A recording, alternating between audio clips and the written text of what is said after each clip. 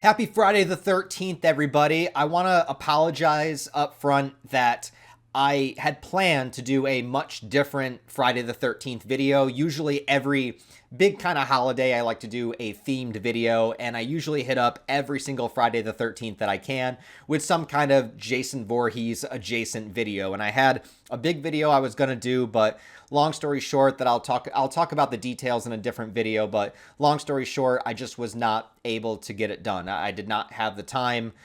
Things did not work out for me to get the video that I had planned to do done. So I'm going to save that idea for the next Friday the 13th that we have. I think there won't be another one until next year, unfortunately. So you will get a very different Friday the 13th video next year. As for this one, I thought I'd still release something. So this is actually going to be my review of the original Friday the 13th movie, and this is a segment from the Friday the 13th retrospective where I reviewed every single movie in the franchise, including other media, video games, and what have you. So if you want to see the full video, that will be linked down below in the description. This is just a segment of that video, but I thought I would release this also because June 13th is a very significant day in the Friday the 13th lore, because June 13th is actually the day, the specific day, Friday the 13th, that the original film takes place on. So it's an anniversary of the actual date of the film, which was 1980. So we are talking, 45 years, the 45th anniversary of, the day that the movie takes place. Also, in that original Friday the 13th movie, Jason's mom says that today is his birthday. Today is Jason's birthday. So that also literally means that June 13th is Jason Voorhees' actual birthday. So happy birthday, Jason Voorhees, and happy anniversary to the original film. Check out my review here, and if you like it, check out the full retrospective down below. Once again, I want to apologize. I did want to have a different Friday the 13th video out for you guys today. I just honestly did not have time to get around to get it done. So sorry about that, but enjoy this review if you haven't seen it. And if you have, enjoy it again. Thanks for watching, guys. Now, if you watched my Nightmare on Elm Street retrospective, the name Sean Cunningham might sound familiar to you. And that's because Sean and Wes Craven, creator of Nightmare on Elm Street, worked together before either of them had major success. And they did what they could to try to be involved with film, even making some porn movies. Yeah, Sean directed a film called Together, and Wes helped him make it and worked behind the scenes. Never seen it, but I hope it's a classic 70s porn in the way that only 70s porn can be. This is a giant cock. But again, you gotta pay the bills.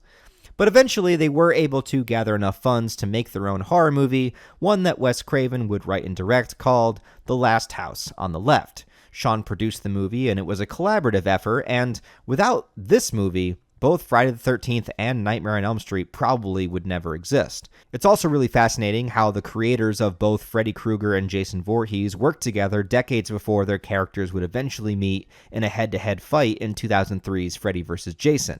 Of course, the version of Jason that we see in the original film isn't exactly the Jason that would go on to be famous in the sequels, but you get what I'm saying. When it came time for Friday the 13th, the title of the movie was supposedly chosen way before the script was fully conceptualized or completed, and it's obvious that the title itself reflects Halloween, choosing the name of a day that's renowned for its darker attributes. And yes, the first movie does take place on Friday the 13th. I even checked the calendar for 1980, and June does have a Friday the 13th, so there you go. That would place the movie in the summer, but we'll get to the timeline stuff a little bit later. But really, the movies don't have much to do with Friday the 13th as a concept. The fact that most of the movies in the franchise don't even take place on Friday the 13th. It's a date that's said to be extremely unlucky, with its origins being murky at best. 13 has several reasons that people were superstitious of it over the years, not the least of which is relating it to Judas Iscariot, who was the 13th person to sit at the Last Supper, which is also the same as in Norse mythology, where Loki was the 13th guest at a dinner, or how in the Mayan calendar it ends at 2012, just before 13. There's a lot of reasons people don't like this number. How it got associated with Friday of all days, I'm not really sure, but what does any of that have to do with the film? Not a goddamn thing. It's literally just a title, and it's because of that title that got the ball rolling. They didn't even know if they could use it for copyright reasons, so they just made a poster before the script was even written. Just says Friday the 13th in giant letters crashing through glass with the tagline saying, "The most terrifying movie ever made." They hadn't made it yet. It was published in Variety magazine before there was even a movie. So what was the movie about? Nobody knew, but the poster was intriguing. Like, Friday the 13th? What could that mean? That could be anything. I want to see it. Coincidentally, a year earlier in 1979, there was a movie called Friday the 13th, The Orphan, but I guess they were able to pay them off for the title, and it was rebranded as just The Orphan. I'm not really sure the details on that one, but whatever the case, this new movie had some backers, had a small budget of around $500,000, and writer Victor Miller, who had no prior experience with horror movies, and even on the Blu-ray commentary said that he's not really into horror that much and wanted to write comedies. Fantastic. We got Friday the 13th. Anyways, Sean came up with the summer camp idea, being isolated up in the woods somewhere, silently stalked by someone. The film opens up in 1958, giving us our Camp Crystal Lake setting, and opening with an idea that would become a staple of the franchise. Two kids about to get it on, and then are killed shortly after. This is supposed to be an incident of the first murders happening just 1 year after Jason drowned. But context is also super important. Imagine watching this movie for the first time knowing nothing about the franchise. This is just part 1 after all. It simply opens with a girl playing the acoustic guitar, giving this guy the biggest fuck me eyes that I've ever seen. They sneak away to start doing the deed, and then we have a POV shot of the killer. The counselors try to talk to the killer when they're spotted as if they know who they are, but then the stabbings begin. So right away we're presented with a mystery angle, and the only clue that we have to go on is that the killer looks normal enough because the counselors didn't freak out at the sight of them. But then after the opening titles, it flashes to present day, and it specifically does not say the year. But since there was a Friday the 13th in June of 1980, and the movie was released in May of 1980, I would say it's fair enough to call it June 13th, 1980. Although some sources, quite a lot of them, say that it's supposed to take place in 1979. And double checking that year, there was a Friday the 13th in April and in July of that year, which could have also been a summer camp applicable month, even though the text in the movie clearly says June. I think the 1979 confusion also comes from a shot in part 4, putting Pamela Voorhees' gravestone, stating 1979 as the year of her death. But what you're going to find is that the continuity and canon of the series gets fucked quite a bit, and if we can't even agree when it begins, it's just going to cause a mess moving forward. I know a lot of people say 1979, but as far as I'm concerned, I think it makes the most sense to place the movie in the year it was released, where there was a Friday the 13th in June. So to me, this is in 1980. And if you think differently, that's fine, but that's what I'm going with. So this girl Annie is meant to be presented as our main character. She's trying to find her way to Crystal Lake, and already everyone in town is very wary of its bad reputation, being known already as Camp Blood because of the 1958 murders. People warn her about it, but this was over 20 years ago, so she doesn't care. There's a town crazy named Ralph who tells her it has a death curse and tries to get her to not go. And of course Ralph seems crazy, but as somebody who comes from a small town, I mean, every small town's got somebody like this. God damn it, Ralph, get out of here. Go on, get. Leave people alone. You'll never come back again. Hell, they got 4 or 5 guys like this. It's not really that weird. I also love the way he rides off on his little bike after giving the ominous message.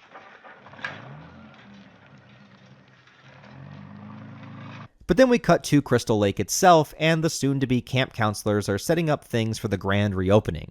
Now, to call these characters might be a stretch. These people are here for one purpose only, and that's to get periodically killed off over the course of this movie until there is only one survivor. None of them are meant to be interesting or compelling, so it's not really worth talking about them individually. I'll just mention some standouts. First, there's the wardrobe attire of Steve with the jean shorts and the red bandana. The man even tries to rizz up Alice while wearing this, and that takes some serious confidence. But he actually leaves the campsite early on and doesn't come back into the movie until much later, just to be killed. Alice is the true main character, if you want to call her that, and is our final girl of the movie. She doesn't do anything too interesting and doesn't have much of a personality, but I still like her. She's just a cute, innocent archetype, timid enough to be a good victim, but still smart enough to fight back. She's also very, normal pretty. I'm not sure how to describe what I mean, but she looks kind of like a CVS cashier that when she smiles at you, it would just put you in a good mood for the rest of the day. You know what I'm talking about? I don't know. One of the other girl characters is named Marcy, and I can't put my finger on why, but something about her is oddly distracting whenever she's on screen. I don't know what it is. And also, I want to mention Kevin Bacon playing Jack. This is one of his first movie roles, and he doesn't get a lot to do, but it's always fun when you see actors that would go on to have big careers get their start from being in horror movies. And he does have an iconic death scene. Too bad he couldn't dance his way out of it. Meanwhile, Annie gets picked up by someone driving a Jeep who doesn't speak and drives past their destination. When Annie tries to get out and run away, she's the first real victim of the movie, having her throat slit by an unknown killer. I should also mention now that Tom Savini is the guy that did the effects work for the film, and he's gone on to work on hundreds of horror films, both big and small, starting with George Romero's Dawn of the Dead.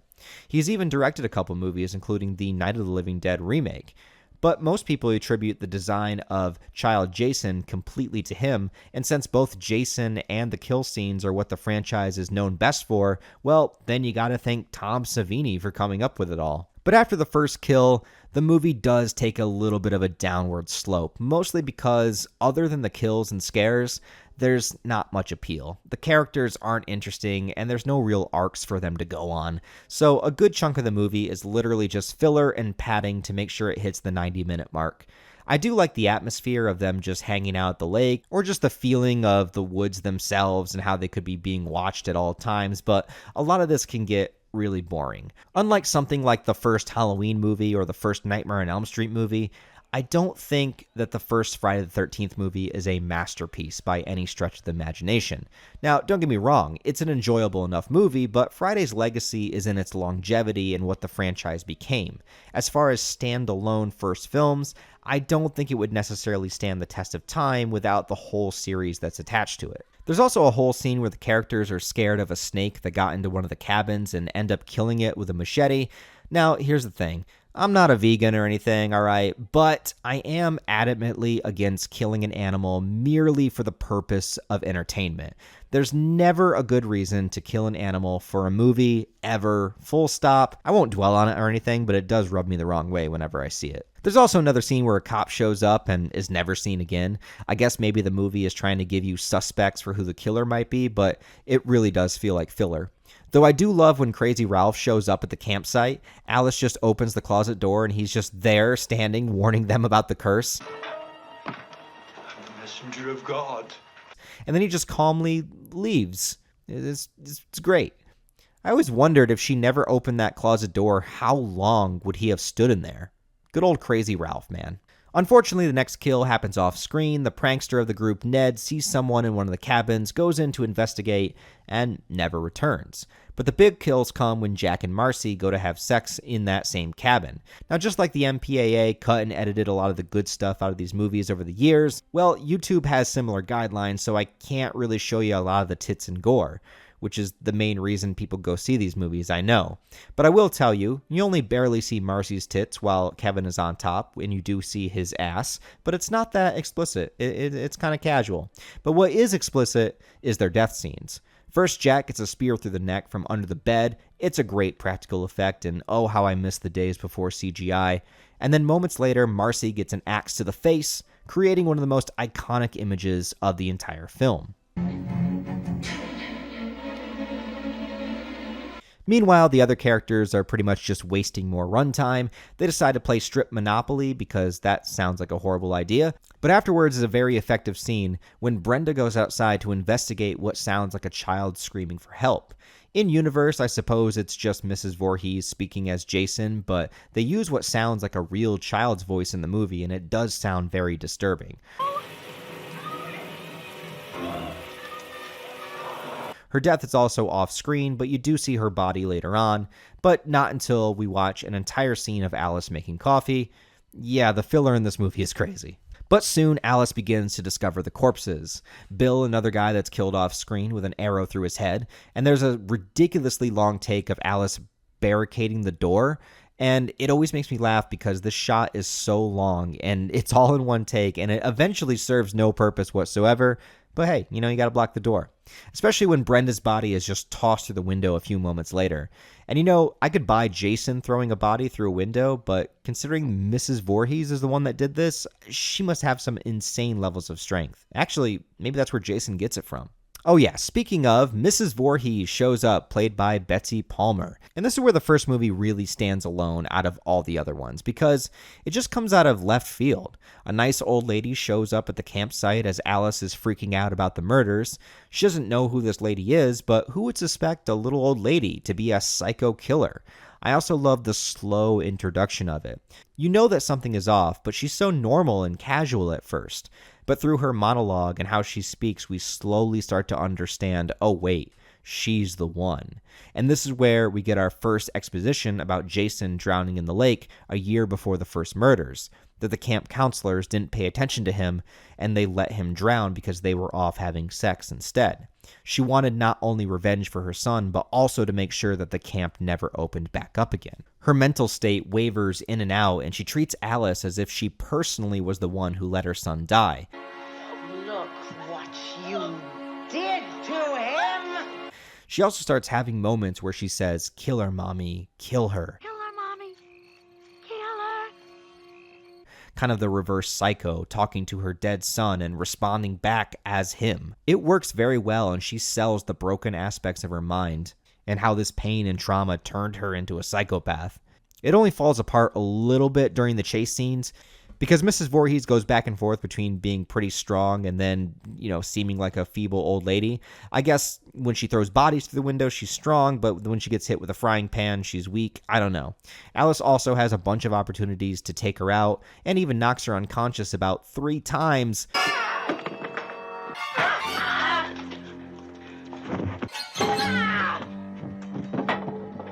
But she never finishes the job, and Mrs. Voorhees gets back up.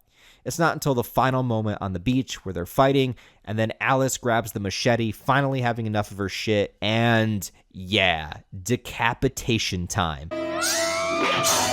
It's a great and satisfying end to the killer, but the movie doesn't have its final scare be then. In perhaps the greatest jump scare of all time, Alice escapes onto the lake onto a small boat, surrounding herself with the water for safety until the next morning.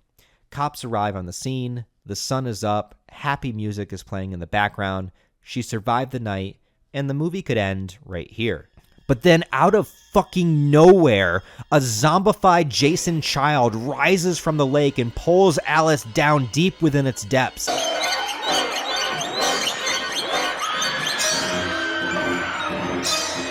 This scene freaked the fuck out of me when I first saw it, and I think, again, about the context. Jason is not something that people would have ever thought about coming back as a killer at this point. There's nothing supernatural in the movie at all. The whole movie has been a mystery about a knife's killer that turned out to just be an old lady, but then there's a fucking zombie Jason moment at the end.